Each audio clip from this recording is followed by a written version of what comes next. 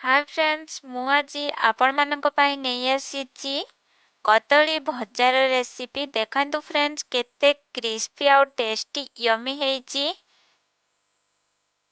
तो फ्रेंड्स आपण माने जदि मो चैनल ले नुआ अछंती चैनल को सब्सक्राइब करंतु पाखरे थिबा बेल आइकन को प्रेस करंतु ऑल नोटिफिकेशन को ऑन करंतु ताकि आपण को नुआ नुआ वीडियो नोटिफिकेशन सर्वप्रथम रे मिल पारिबो।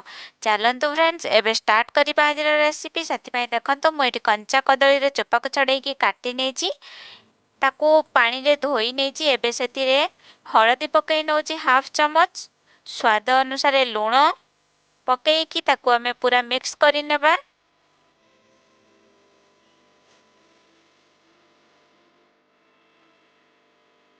देखंतु फ्रेंड्स पूरा मिक्स हो गलानी।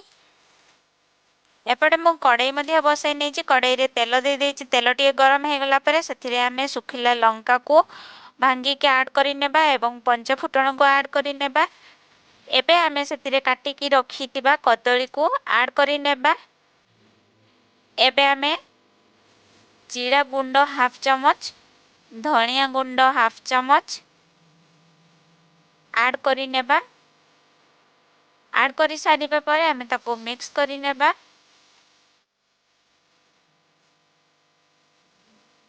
देखंतु फ्रेंड्स पूरा तेल सहित कदली को मिक्स करि नेबे। एबे ताकू घोड़े की कुक करि नेबा। देखंतु हल्का हल्का जाळ देई की ताकू कुक करि नेबा। 1 ରୁ 2 मिनिट कुक करि सारिबा परे हमें ताकू अलटेई नेबा। देखंतु एही परि भाबरे हल्का हल्का करिकि ताकू हमें अलटेई नेबा।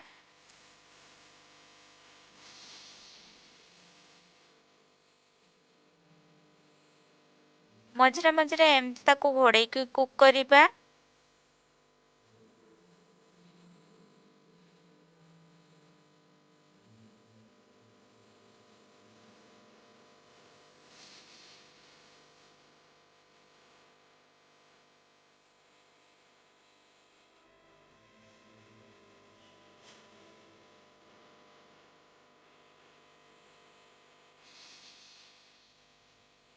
कदली सीझी जिबा परे आउ ताकू हमें घोड़ेबानी फ्रेंड्स। देखंतु कदली हेई आसलानी तो हमें एबे आउ घोड़ेबानी ताकू क्रिस्पी बना आसिया पर्यंत हमें ताकू कुक करिबा।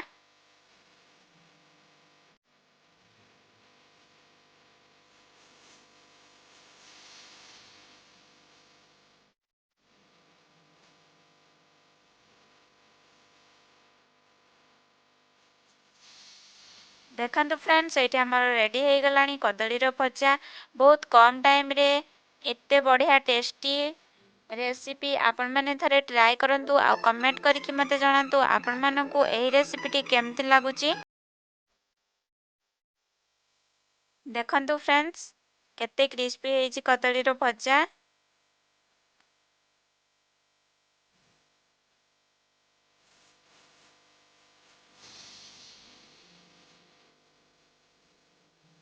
एबे हमें प्लेट को काढी नेबा।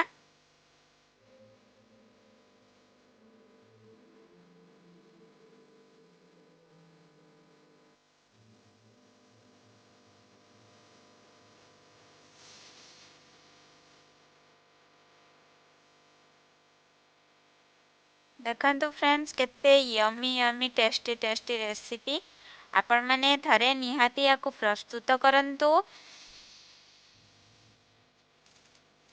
जदि मो चैनल ले नुआ अछंती ताले चैनल को सब्सक्राइब करंतु। पाखरे थिबा बेल आइकन को प्रेस करिवे पई जमा भी भूलंतु नाही फ्रेंड्स।